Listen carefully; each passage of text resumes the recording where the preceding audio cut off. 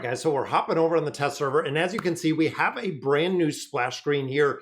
So we have another Celestial hero that is coming up. Unfortunately, I didn't have a chance to hit up and check out those patch notes. So I want to run through them and see what the patch notes look like. Also run through the skills and abilities for this brand new hero within AFK Arena. Now, interesting enough, so patch notes drop on Wednesday, and we can see the patch notes dropped a day ago. They're a little bit early, but looking at the new trial hero, Selene the Starlit Soulless. Again, I want to run through these patch notes. And it's kind of crazy because tomorrow should be the patch notes traditionally, which means they are dropping this hero a little bit earlier, which really says that something is coming in AFK Arena. Anytime they kind of change up the cadence of when they're releasing heroes, it's going to be changed. So here is the new hero, the Celestial hero, Selene the Starlit Soulless, intelligence-based mage, which we know we just seen, advanced lunar phases and frequent skill usage within the team during the full moon, unleashes a powerful finishing move to damage all enemies. Very cool. So it's going to be like an Ain's finishing move where it's going to damage everyone on the screen. Same that we've seen with the Awakened version of Scrat that we just seen. So Pursuit of Treasure, new event is up. We've seen that before.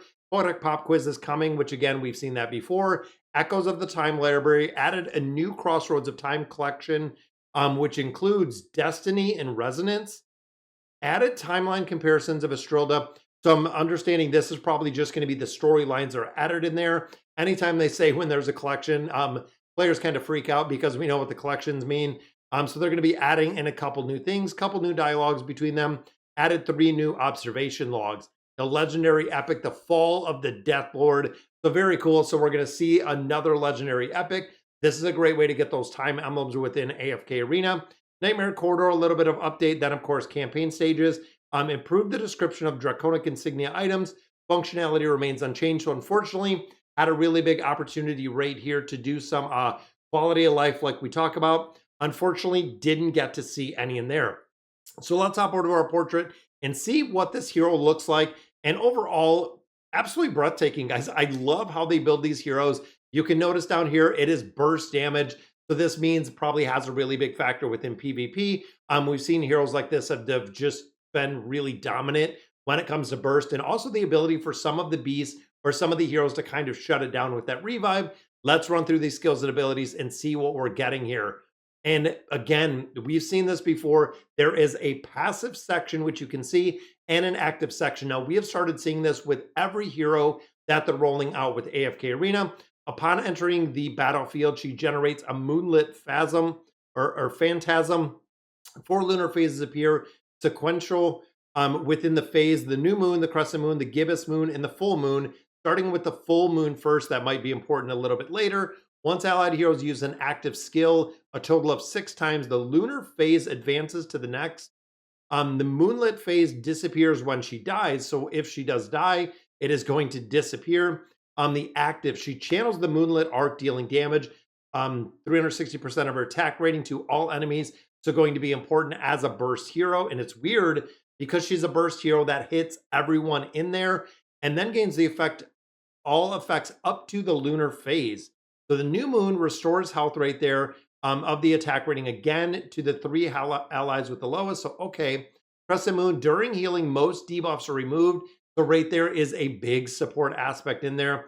The gibbous mood grants the healed allies a shield. So again, even though she has burst damage, a lot of this is triggered right in the defensive aspect with the healing and the shielding. After healing, the moon's laminate is triggered, dealing damage equal to 900% of the attack rating to all enemy heroes. 900, that is a pretty big number that we see.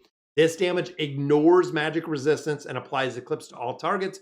While Eclipse is active, effective enemies lose 45% of their current health every time they use an active skill, but a single instance of health loss cannot exceed 600%.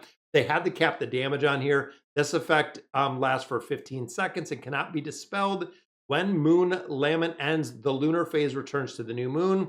Then, of course, if you look, level 2, level 3, when Eclipse is active, effective heroes cannot use normal attacks. And then the moonlit arc even goes up higher when it goes to the damage. Now, Falling Stars, this is the passive ability as well, and it does have an active, again, this kind of double-phased approach to some of these heroes.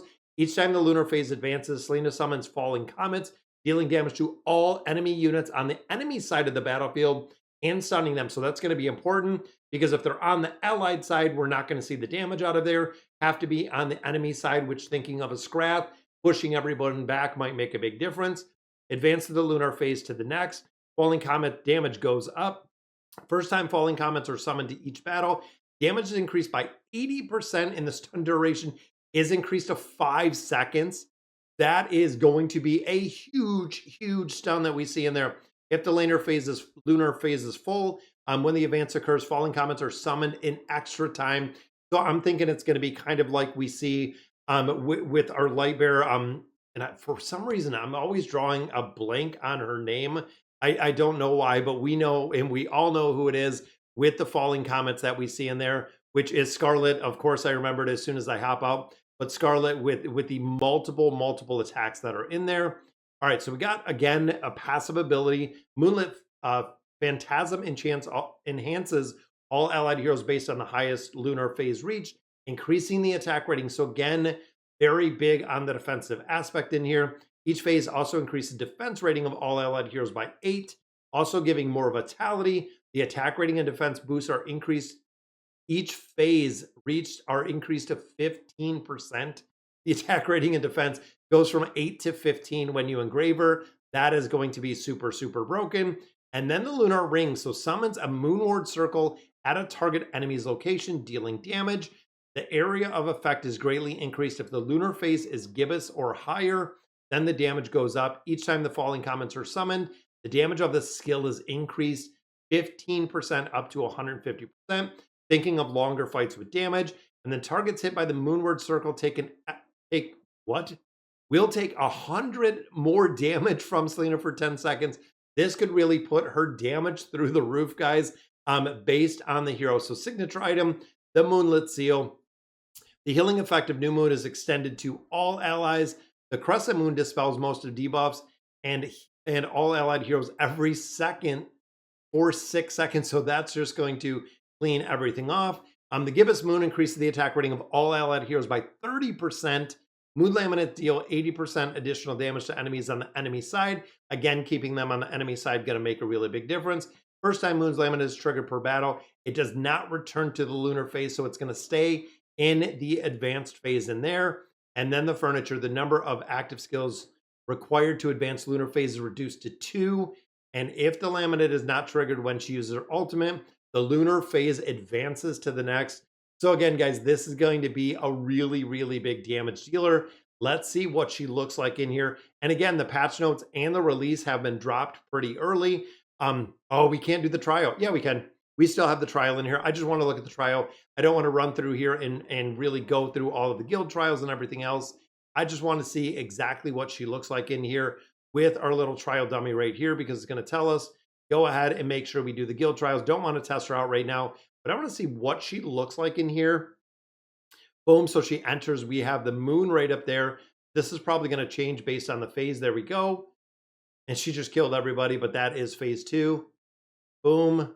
There's the ultimate. And again, not sure if it's going to progress to progressing more of the moon. Yeah, there we go. So there's 3/4 of the moon. And there we go. That is the full moon itself. They get the shielding aspect. Wow. Yeah, that is a pretty cool looking hero. And I'm even thinking Nightmare Corridor where the burst damage in here, it seems like it's going to crank through pretty quick, especially if you have certain formations that are going to feed her more energy to go ahead and do this and being built up. Yeah, that's going to be really cool to see. All right, guys, so that's going to do it for the new hero. Let me know in the comments what you guys think of. And as always, thank you guys for watching.